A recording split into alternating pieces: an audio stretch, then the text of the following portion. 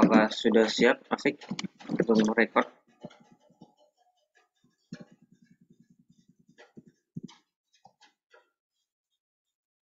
Oh iya, tunggu.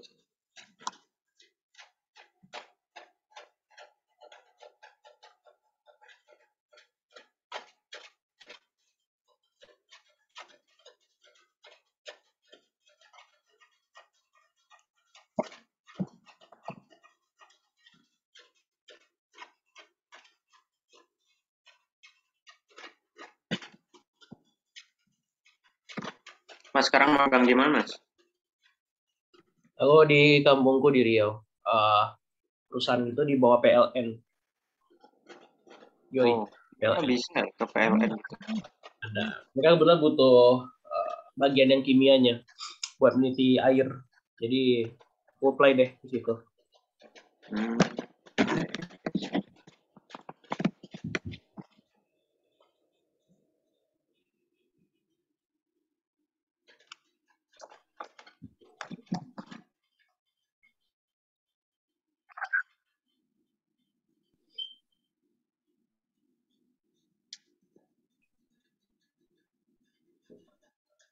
Halo, Afik, gimana? Apakah sudah aman?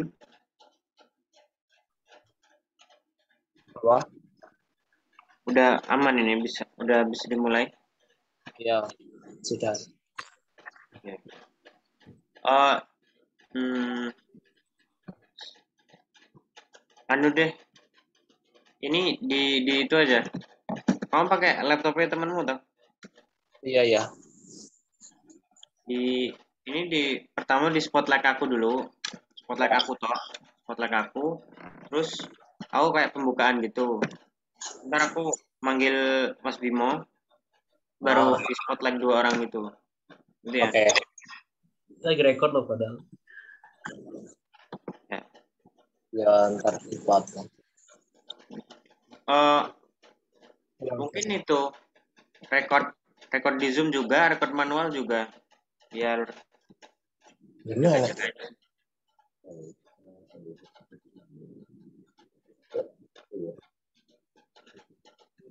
Tapi nggak apa-apa sih record di Zoom doang nggak apa-apa.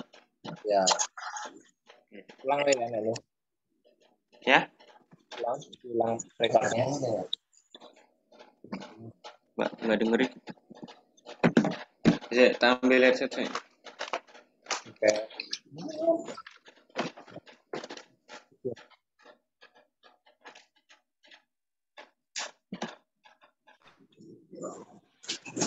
Loh, hilang. Wah, sinyal langsung rusak.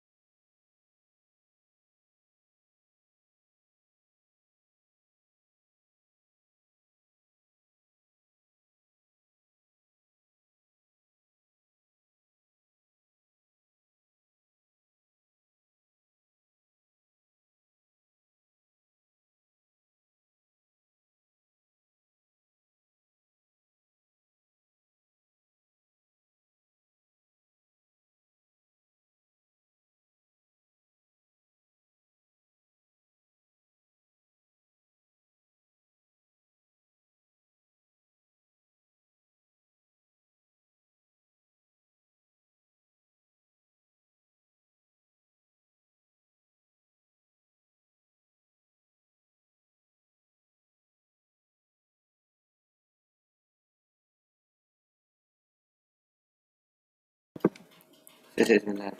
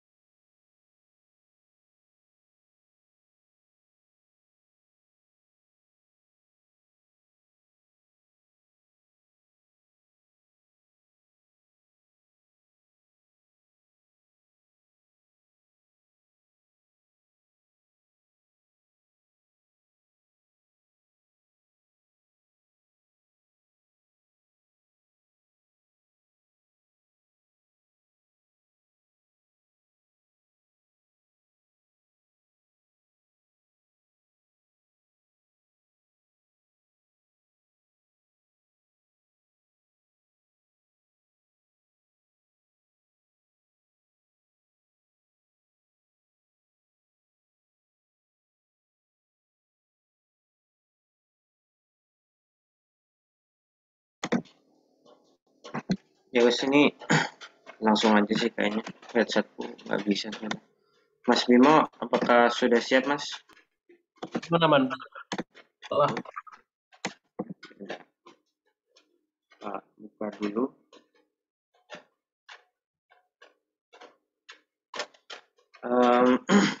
Oke, Afik udah siap record ya Afik? Ya, sudah. Ya ini mulai record aja.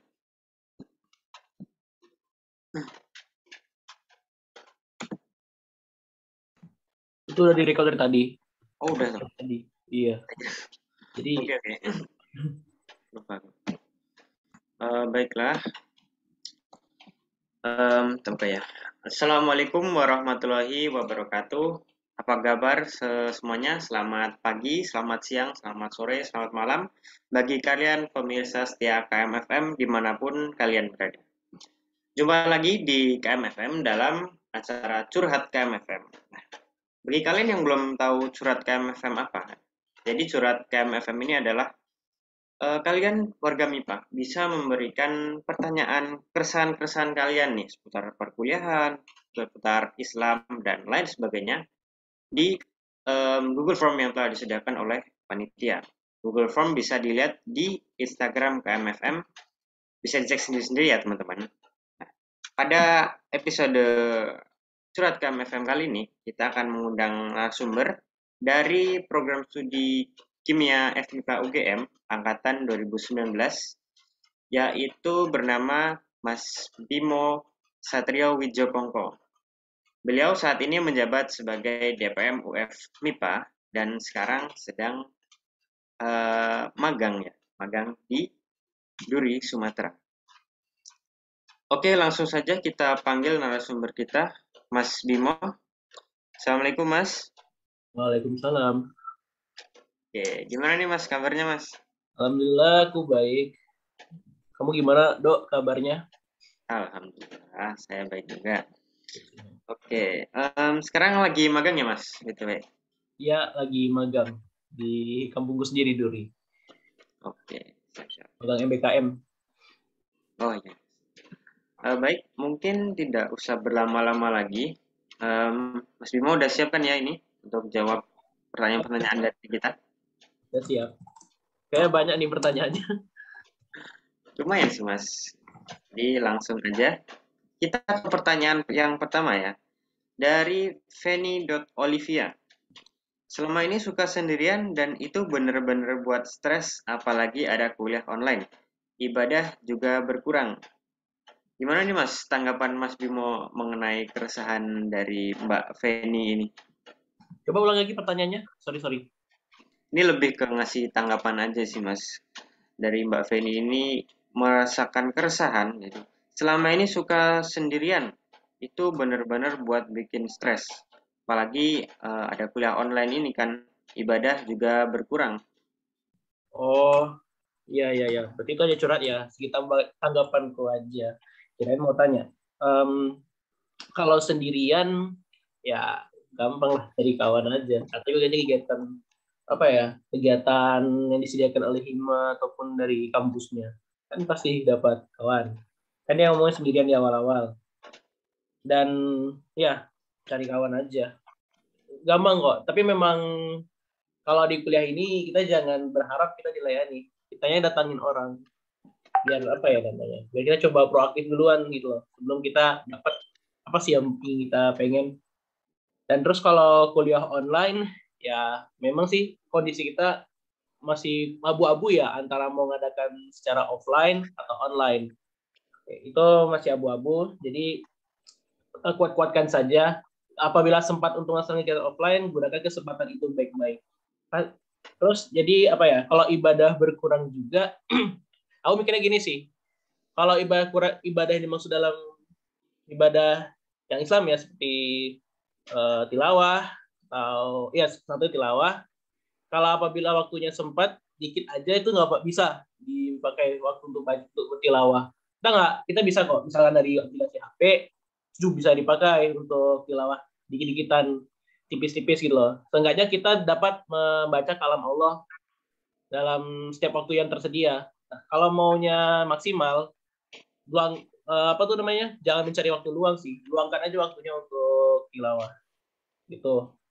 Tapi kalau menurutku ya, kalau sama kuliah itu jangan dipandang sebagai apa ya namanya? Hanya formalitas aja, untuk formalitas doang gitu loh. Kalau kita bisa maknanya baik-baik, belajar tuh juga ibadah kok. Ibadah tuh nggak harus selalu tentang apa namanya, tentang ibadah yang di pikiran teman-teman saat ini, yaitu harus sholat sunnah, harus puasa, harus tilawah. Tapi tentu itu bagus kalau bisa dilakukan. Cuman pikirkanlah kalau kita bisa memberikan impact baik, itu juga nilai ibadah buat teman-teman. Begitu menurut aku. Oke, Mas. Nah, bagus sekali ya tanggapannya. Jadi intinya ikut aja kegiatan, cari-cari kawan, aktif, sama luangkan waktu untuk tilawahnya juga ya. Iya. Ya, gitu. Oke, ke pertanyaan selanjutnya nih. Dari Nanandai. Pernah ujian jam 3 sampai jam 5 sore. Jadi nyelesain dulu ujiannya, baru sholat. Nah, gimana nih tanggapan dari Mas Bimo sendiri? Tuh, emang curhat beneran ya. Jadi coba aku ulang ya, jam 15 sampai jam 17 dia ujian. Tapi itu nggak sempat sholat asyar. Karena waktu Jogja emang beda ya. Mulai asyar tuh jam 15 lewat 30-an kan kalau nggak salah. Ya kan? Ya. Apakah itu salah? Nggak salah kok kalau memang harus mengerjakan ujian dulu. Itu kan apa ya?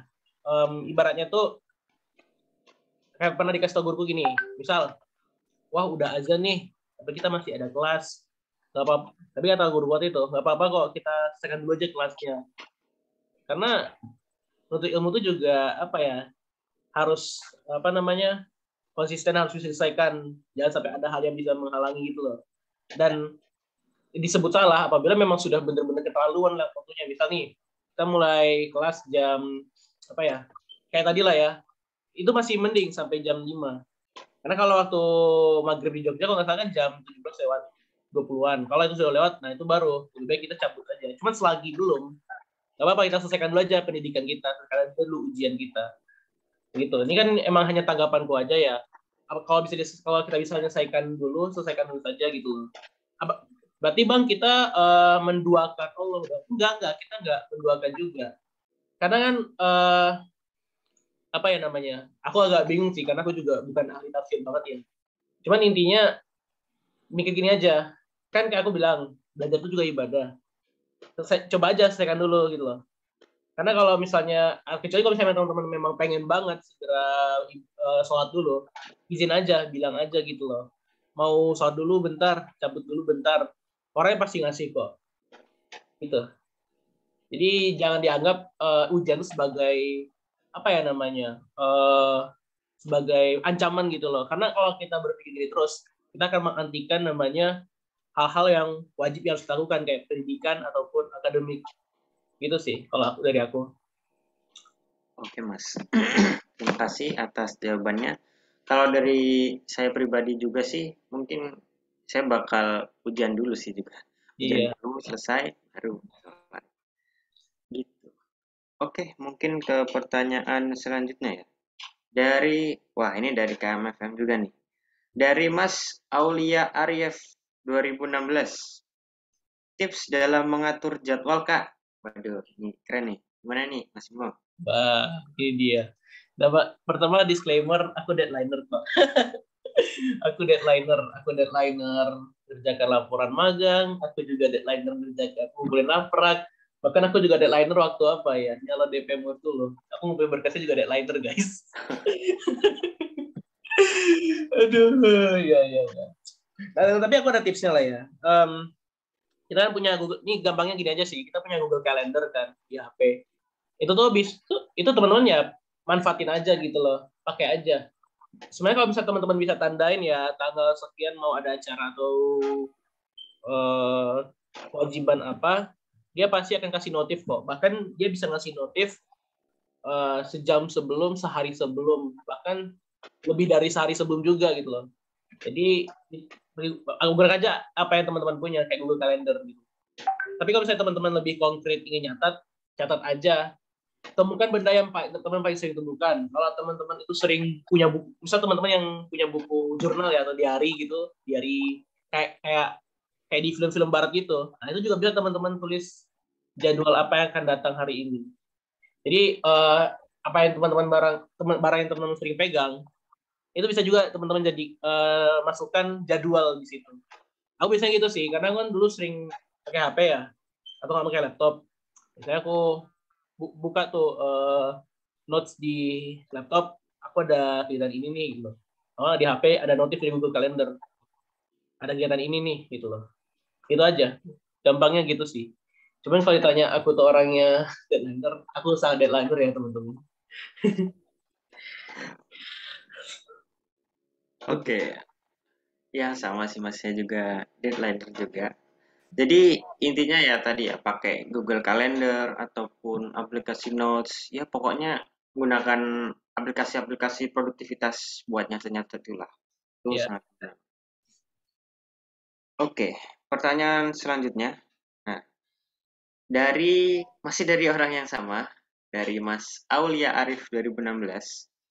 Gimana cara buat have fun menghadapi tugas kuliah, organisasi, dan tugas rumah yang datang bersama-sama? ini Arif kayak banyak masalah nih. Dia nanya 2 kali. Ya, kalau kita bantu jawab. Curhat juga nih. Kawan kita, Arif. Oke, jadi ada 3 nih. Tugas kuliah, organisasi, dan rumah. Tapi aku kan selama di Jogja tuh, tapi kan juga pernah online ya di rumah. Kalau di Jogja, tugas dari rumahku tuh ya, rumahku maksudku aku tinggal di pesantren mahasiswa tuh juga ada kegiatan pesantren mahasiswa sendiri.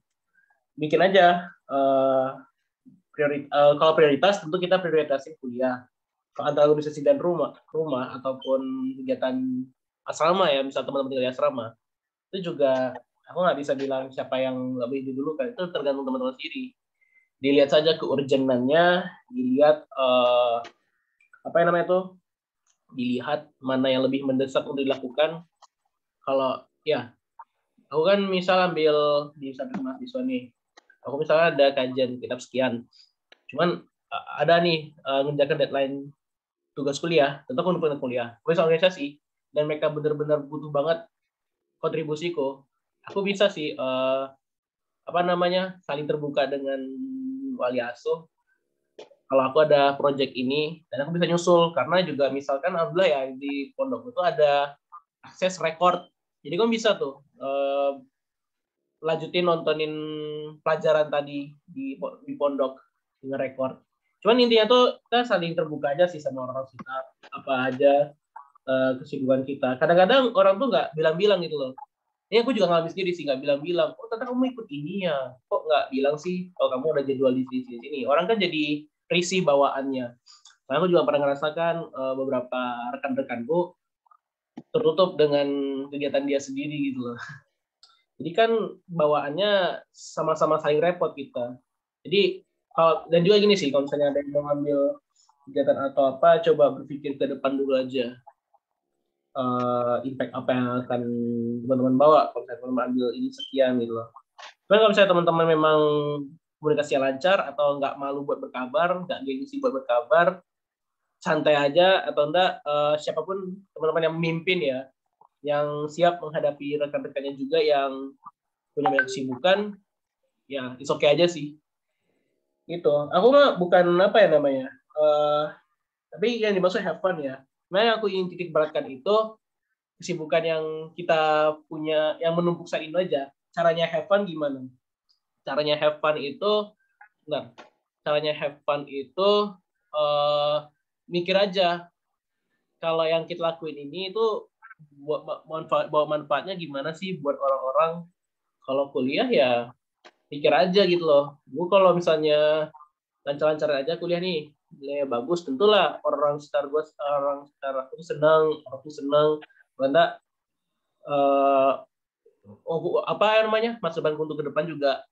agak dipermudah misalnya kalau IP-nya bagus kan dia pasti dapat tempat kerja yang bagus juga mikirnya gitu kalau misalnya di rumah ya tentulah kita menyenangkan orang di rumah itu juga dan kalau bisa kita udah bisa fokus, bisa apa ya namanya, kerja apa tuh namanya, mengerjakan tugas rumah dengan baik-baik, orang juga pasti langsung senang. Kita bisa terasa impact baiknya. Kalau di organisasi juga gitu.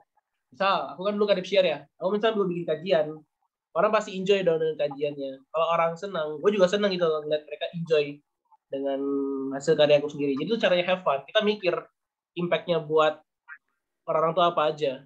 Itu cara have fun. Karena kadang banyak sih yang nggak sampai segitu mikirnya. Itu yang bagaimana pengamatanku ya. Coba aku pengen tahu dari Aldo gimana.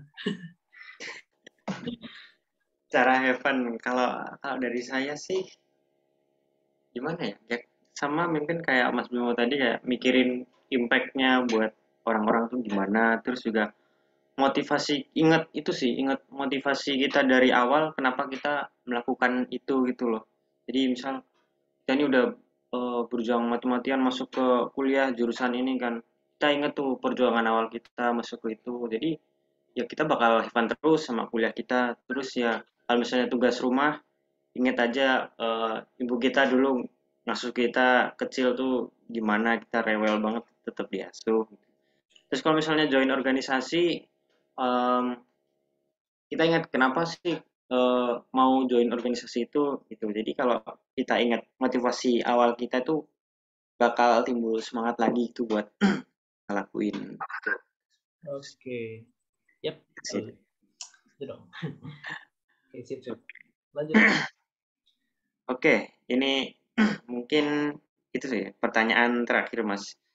Dari Kia 23018. Gimana tanggapan Mas Bimo kalau kejar agama dulu, insya Allah akademiknya ngikut? Ya, Udah itu pertanyaannya. udah itu sih. Dan mungkin ini saya nanggapnya itu sih, kalau ini disangkut pautkan ke yang tadi, misal ada kuliah tapi ditinggal sholat dulu, ntar lanjut kuliah lagi gitu, mungkin konkretnya permasalahannya. Oh, oh iya. Kejar agama dulu, insya Allah akademik ikut. Ya, ya udah, silakan. kalau kalau dia merasa memang akademik bisa ikut, silakan gitu loh. Cuman apa ya namanya? Enggak. Bukan cuman sih, cuman ya kalau paling jangan ini sih. Kalau aku mikirnya jangan tabrak-tabrakin aja. Kok bahasa tabrakin? Cuman maksudku tuh bisa contoh gini gitu loh. Dia bilang ujian dia atau akademinya nggak lancar, tapi dia nyalahkan kegiatan yang lainnya gitu loh. Ini aku akibat dia. Ada yang juga bilang gini, ini akibatnya nih dia cuma kerja ngaji doang gitu. Itu jangan tuh. Yang disalahin sih orangnya sendiri gitu loh. Jangan salahin kegiatan ngajinya. Atau enggak, ada yang bilang, waduh, apa namanya tuh, oh nih ibadahku nggak lancar nih karena dia malah nyalahkan karena kegiatan akademiknya lah, karena kegiatan organisasinya lah, karena gitu. Nggak bisa juga gitu loh. Yang perlu dikoreksi itu ya dirimu sendiri aja, bisa nge-handle atau enggak. Kadang tuh jadi kalau mikir kayak itu tuh kadang suka mengantikan hal-hal lain gitu loh. Aku sih pernah ketemu kasus yang kayak gini aja. Ini cuma sharing aja sih. Tapi kalau misalnya dia memang utama kejar agama dan isu akademik ikut, gak apa-apa, support, dan aku support banget kok. Dan kalau memang dia bisa seperti itu, good lah. Ada yang kayak gitu ya. Tapi jangan lupa aja kalau misalnya saatnya, misalnya gini nih, misal mau apa yang namanya, ada kajian rutin yang bisa dia datangin gitu loh. Cuman tiba-tiba kalau misalnya ada deadline dan dia itu besok dan dia ada hal penting yang perlu dia kerjakan, ini utamakan aja sih deadline itu, karena uh, utamakan yang mendesak aja. Gitu sih, misal gitu. Kalau terus nanti miss kajian rutinnya dong, kan ada materi penting. Ya, kamu kan ada teman untuk mencatat. Sekarang kan akses internet udah luas. Atau enggak, siapa tahu orangnya juga ngerekord. Itu bisa gunakannya fasilitas yang ada. Gitu loh. Karena kita utamakan aja apa yang mendesak. Coba gini dah. Ya, apa ya? Kita dibiayain kuliah mahal. Terus akademik gagal. Cuma gara-gara kita jadi kajian rutin. Orang tuh bakal nyalahkan kegiatan kita itu, yang kajian rutin itu. Ketimbang diri kita sendiri. Dan ya itu stereotip secara umum sih. Cuman intinya ya saling apa ya? jangan saling tabrakan, saling support aja sih antara agama dengan kuliah dan organisasi. Begitu. Itu bagaimana menurutku juga ya. Karena orang tuh beda-beda. Oke Mas. Jadi intinya ya skala prioritas ya kita mendahulukan mana yang mendesak dulu ya gitu. Terus ini juga tergantung pribadi masing-masing juga sih ya sebenarnya. Oke, itu mungkin jadi pertanyaan terakhir dari sesi curhat KMFM ini. Ya, sebagai penutup mungkin dari Mas Bimo ada pesan-pesan buat warga MIPA terkait apapun lah. Oke. Aku nggak mikir dulu. Lupa ya, kita kasih segmen terakhir. Aduh, siap-siap. Ya, santai. Oh ya. Oh, ini sih versi aku sih. Aku paling suka apa namanya? Bentar, aku coba buka dulu di catatanku ya. Aku tuh biasanya juga nyatet-nyatet beberapa quotes penting. Ini nih. Paling yang dari hadis riwayat Ahmad aja sih. Aku ngutip satu kalimat aja. Khairuna si anfa'uhum linnas. Jadi sebaik-baiknya manusia adalah dia membawa manfaat untuk orang lain gitu loh. Jadi di perkuliahan ini ya mungkin ada kalau ada maba yang dengerin apa rekaman ini juga, aku kasih tahu sekarang aja deh ya. Kalau di kuliah ini apa ya namanya biasa apa namanya tuh bawa aja manfaat buat orang. Jadi kalau di apa ya di kajian-kajian yang saya dengar ya kajian masih dengar tuh lagi hits-hitsnya nih ngomongin soal pengabdian, soal kepekaan kita menghadapi suatu masalah gitu loh. Karena di kuliah ini jujur aja ya, lo tuh kalau individualis, lo tuh terlalu apa ya namanya selfish gitu, lo tuh gak akan bertahan sih, menurut gue ya, gak akan kurang bertahan malah, ya bukan enggak sih kurang bertahan, karena akan tiba saatnya kita membutuhkan pertolongan orang. Tiba-tiba, misal dulu, aku juga dulu kan agak tertutup ya orangnya, aku tuh pernah sakit, cuman siapa sih yang mau bantu aku karena aku juga memang nggak pernah terbuka sama orang gitu loh tentang diriku. Aku bisa bilang gini ke si A, bro, tolongin gue gini. Cuman kan ternyata dia sibuk katanya kan. Ini kalau dipikir, kalau aku udah deket sama dia, coba open dengan dia kalau sibuk apapun, dia pasti bakal bantu aku gitu. Karena itulah yang namanya manusia ya. Kalau kita ada perasaan untuk sebagai teman, itu kita juga bakal apa ya namanya, sesibuk apapun kita nggak akan masalah untuk bantu, memang nggak keberatan. Apa sih hubungannya dengan pengabdian? Jadi gini sih, misal akan tiba saatnya juga seorang membutuh bantuan atau bantuan dari kita. Yang bisa ngelakuin itu kita juga. Kalau misalnya kita terbiasa terlalu individualis, itu kan kita apa ya?